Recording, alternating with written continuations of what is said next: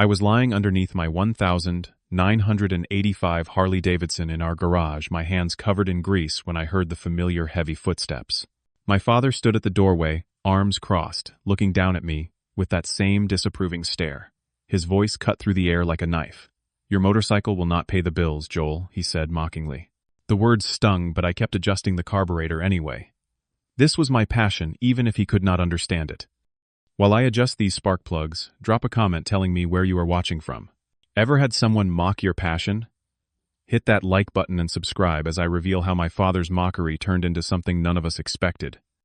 The relationship between my father and me had always been strained. At 28 years old, I was still living in my childhood home in Portland, Oregon, working at Dale's Auto Shop downtown.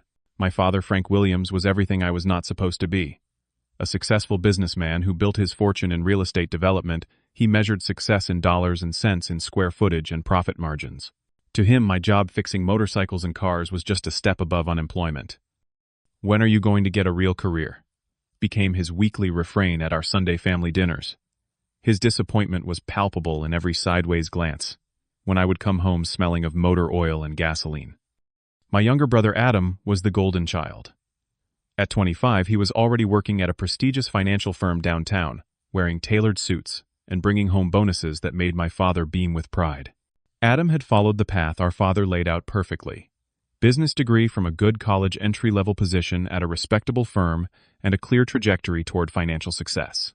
I loved my brother, but the constant comparisons were exhausting. Adam just got another promotion, my father would announce proudly at dinner. His boss says he could be managing his own team by 30. Then he would look at me, the unspoken question hanging in the air. "And what about you?" My love for motorcycles came from my Uncle Jack, my mother's brother. Before he passed away from cancer when I was 16, Uncle Jack had been my hero. He owned a custom motorcycle shop in Seattle, and would visit us with a different bike each time. The rumble of his engine coming up our driveway was the sweetest sound of my childhood. When other kids had posters of sports stars on their walls, I had vintage Harley-Davidson advertisements and photos of Uncle Jack with famous bikes he had restored. The 1985 Harley in our garage was his final gift to me. "This bike has stories in every bolt," he told me the week before he died. "Promise me you will keep her running." I made that promise, and I intended to keep it, no matter how many times my father suggested I sell it and invest the money in something worthwhile. My father never understood the connection I felt when working on engines. There was something pure about the relationship between mechanical parts. No office politics, no arbitrary rules, just physics and engineering. Either it worked, or it did not. I found peace in that simplicity. I had been slowly building a small side business from our garage. After my regular shifts at Dale's shop, I would come home and work on restoration projects for a growing list of clients who appreciated meticulous craftsmanship. I kept this mostly hidden from my father, who thought I was just tinkering with my toys, as he called them. My girlfriend Sandra understood my passion better than my family did. We had been together for 3 years, after meeting when she brought her vintage Triumph in for repairs at Dale's. Sandra worked as a screenplay writer, another career my father deemed impractical. "Two dreamers," he had muttered after meeting her the first time. "How do you plan to afford a house? Children?" Despite his skepticism, Sandra and I were happy. We shared a love of classic design and storytelling. She saw the beauty in what I did, the preservation of history and craftsmanship in a disposable world. Still, even she worried sometimes about our financial future. "I support your passion, Joel," she told me one night after another tense family dinner. "But maybe your dad has a point about stability. Not about giving up your dreams, but about making them sustainable." Those weekly family dinners became a battleground of passive-aggressive comments and thinly veiled disappointment. My mother Karen tried her best to mediate, but she had long ago learned to navigate my father's stubborn nature by yielding rather than confronting. "Frank Joel is very good at what he does," she would say softly. "Being good at a hobby is different from building a career," he would reply dismissively. I often wondered why I still showed up every Sunday, subjecting myself to the same arguments, the same judgmental looks. But deep down, I knew it was because I still hoped for his approval, as unlikely as that seemed. And perhaps even deeper, I wanted to prove him wrong. The tension between my father and me reached a new level on his 60th birthday. Instead of buying him something conventional like a tie or golf clubs, I decided to surprise him by restoring the engine in his classic 1967 Ford Mustang that had been sitting untouched in the corner of our garage for years. I spent weeks secretly working late into the night, replacing gaskets, rebuilding the carburetor, and tuning everything to perfection. On the morning of his birthday, I asked him to come to the garage. "Listen to this," I said, turning the key.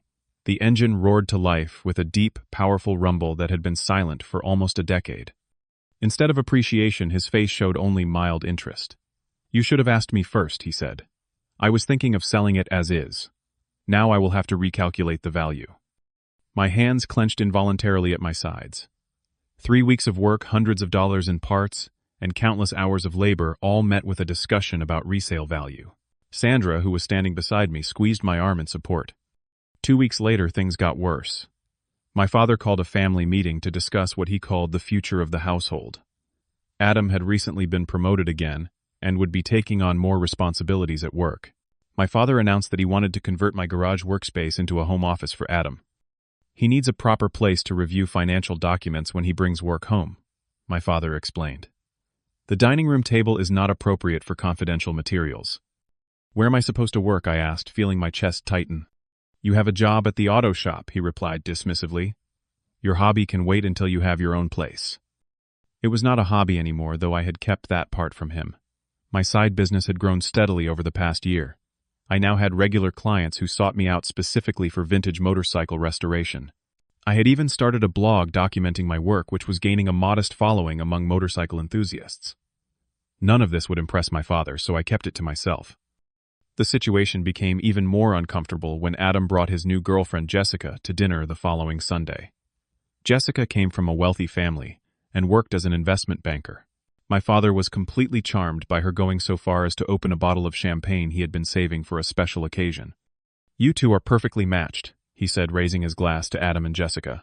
"Smart, ambitious, focused on the future." His eyes flicked to me and Sandra briefly before returning to the happy couple. The implication was clear. The following month, I had to miss our Sunday dinner because I was invited to the wedding of an old friend in San Francisco.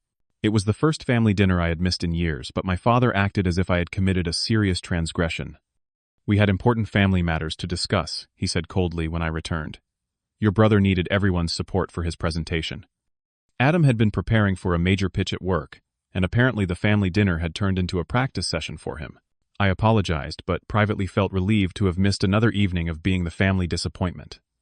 What I did not know was that during that dinner, Adam had accidentally mentioned seeing my blog while researching something for a client interested in vintage vehicles as investments. He had not meant to expose my side business, but once it was mentioned, questions followed. Meanwhile, unknown to both Adam and me, our father was facing business troubles.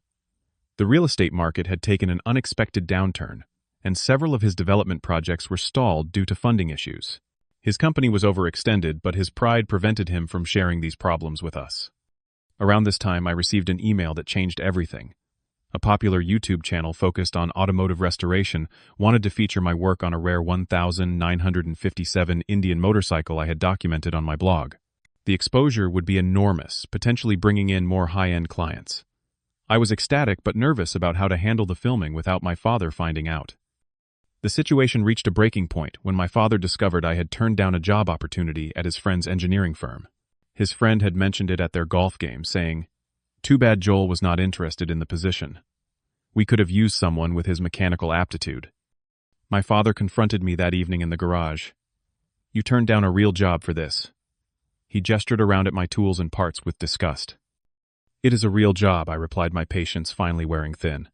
"I make money doing this." "Pocket change," he scoffed. "Not a career, not a future." "You have no idea what I do or do not make," I shot back. His face reddened. "I know you are still living under my roof because you cannot afford your own place. If you cannot start making sensible decisions about your future, perhaps it is time you found somewhere else to live." The threat hung in the air between us. For the first time, I considered that he might actually follow through with it. The following Sunday dinner changed everything. We were all seated at the dining room table when my father cleared his throat in that authoritative way that signaled an important announcement. "I need to discuss something with all of you." He began, looking unusually tired. "The economy has not been kind to the real estate market lately. Several of my projects have stalled, and the bank is getting nervous about extending more credit." Adam sat up straighter. Financial concerns, immediately engaging his professional interest. "How serious is it?" My father sighed. Serious enough that we might need to downsize. This house has a substantial mortgage that made sense when business was booming, but now, he trailed off the admission, clearly painful for him. My mother reached over to squeeze his hand. I sat in stunned silence. My father had always been the epitome of financial success, the standard against which my own failures were measured. Seeing him vulnerable was disorienting. Maybe I can help look over the finances, Adam offered. There might be some strategies we have not considered. I appreciate that, son. I have always valued your financial acumen. My father nodded appreciatively. Then Adam, perhaps trying to lighten the mood, turned to me. Maybe Joel can chip in too. His motorcycle business seems to be doing well from what I can tell. That blog of his has quite the following. The table went silent. My father's eyes snapped to me, then back to Adam. What blog? He asked sharply.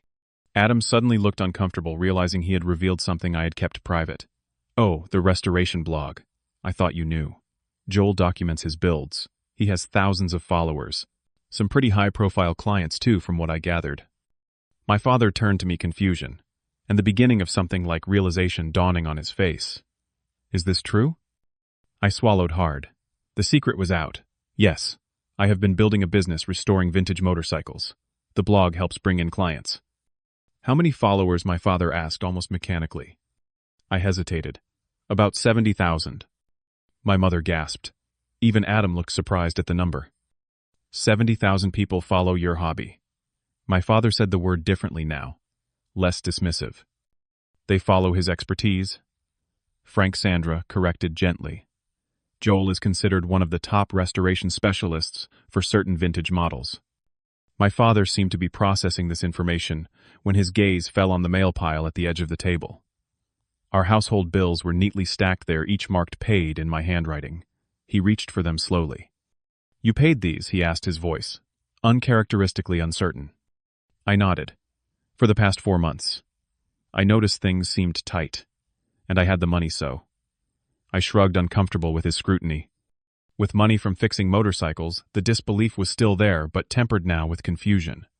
Yes, I said simply. As if on cue, my phone rang. I apologized and checked the screen, intending to silence it, but paused when I saw the name. I should take this, I said, standing up. It is important. I stepped into the hallway but remained visible from the dining room. Hello, Mr. Thompson. Yes, I received the parts yesterday. The chrome is perfect, exactly what we discussed. Tuesday works for the photo shoot. When I returned to the table, all eyes were on me. That was James Thompson, I explained. He plays the lead in that new action movie series. I am restoring a 1,965 Triumph for him. A movie star is your client? My mother asked, clearly impressed. Adam leaned forward. Joel, tell Dad about the book deal too. I shot him a look, but the damage was done. Book deal, my father echoed. I sighed. Velocity Press approached me about writing a guide to vintage motorcycle restoration. The contract came through last week. The silence that followed was broken by Sandra, and the documentary series she prompted with an encouraging smile. Documentary. My father seemed to be having trouble keeping up. A 6-part series on American motorcycle history, I explained reluctantly. I will be consulting and appearing in 3 episodes. My father set down his fork carefully. I do not understand. How long has this been going on? About 2 years, seriously, I admitted. It started small, just a few local clients. Then the blog took off and word spread. Adam suddenly looked uncomfortable. Dad, I need to tell you something too. I have been thinking about making a change. All eyes turned to him. Adam, who had always been the predictable one, the safe bet. I am not happy in finance, he confessed. I never have been. I did it because it was expected, but... He glanced at me. Seeing Joel pursue his passion, even with all the criticism, made me question my choices. My father looked like he had been struck. What are you saying? I want to explore photography, Adam said firmly. I have been taking classes at night. My instructor says I have real talent. My father turned to my mother, perhaps seeking an ally in his confusion, but she was smiling softly. Frank, she said gently. Do you remember how your father wanted you to join the family plumbing business? How miserable you were that summer you worked for him. Something shifted in my father's expression, then a long-forgotten memory resurfacing. I saw an opportunity to extend an olive branch. Dad, about the business troubles. I might be able to help. I have connections in the custom building world through my clients. Several of them are developers looking for unique properties to showcase their car collections. My father looked at me with new eyes. You would do that. After how I have treated your work. Before I could answer, Sandra added, Joel, also, has not told you about the film interest in Uncle Jack's story. My screenplay about a vintage motorcycle restorer just sold to Paramount. Guess who was my technical consultant and inspiration? My father's composure finally broke completely. For the first time in my adult life, I saw him struggle for words. I have been so wrong, he said finally, his voice thick. So completely wrong about you, Joel. The moment hung between us. Years of misunderstanding, and hurt suspended in a fragile balance.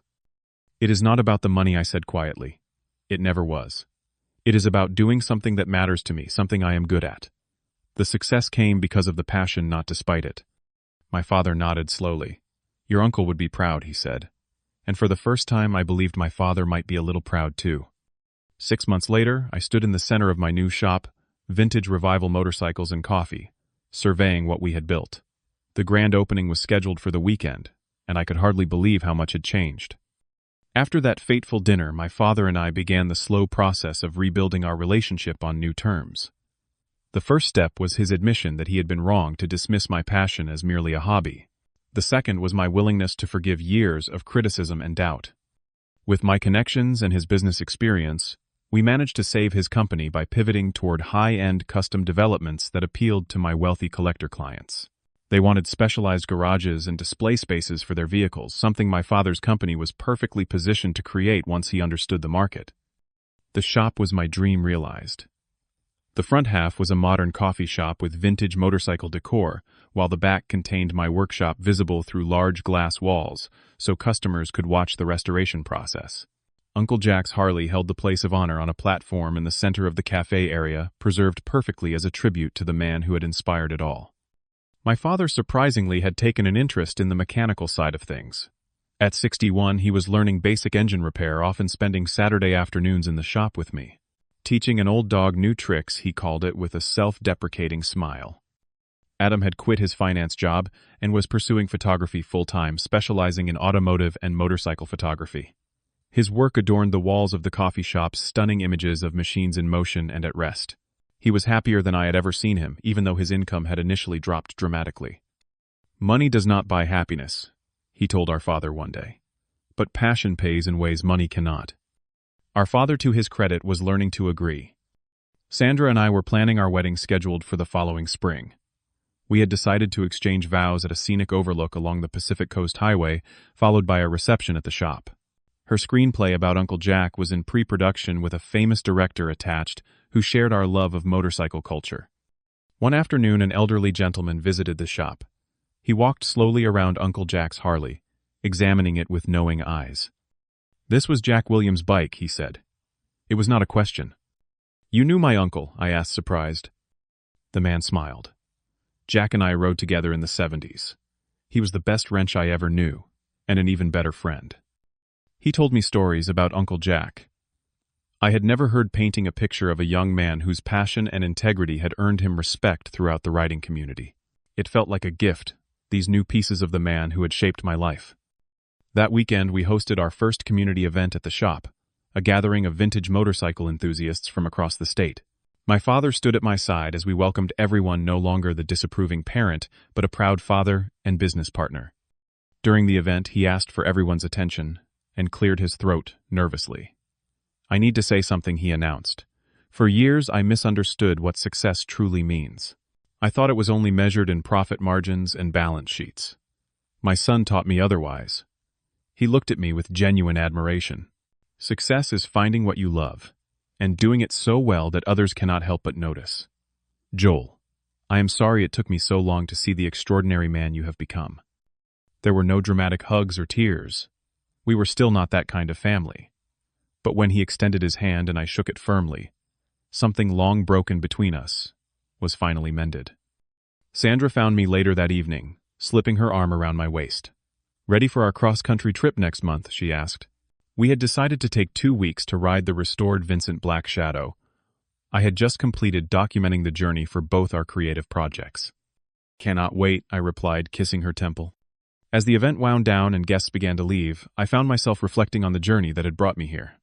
The years of doubt and criticism had been painful, but they had also forged my determination. Perhaps in some strange way, my father's disbelief had been the crucible I needed to temper my resolve. The Harley that would not pay the bills had ironically not only paid them, but created a life more fulfilling than any conventional career path could have offered. It had given me purpose, community, and eventually my father's respect. That old motorcycle did not just rebuild my relationship with my father. It rebuilt me. It taught me that true success comes from having the courage to follow your passion even when those closest to you cannot yet see its value. Sometimes the people we love most cannot recognize our true worth until they see it reflected in the eyes of others.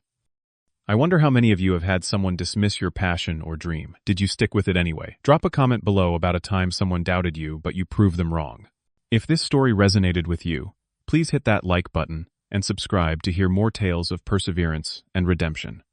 Share this with someone who might need encouragement to follow their passion despite criticism. Thank you for listening.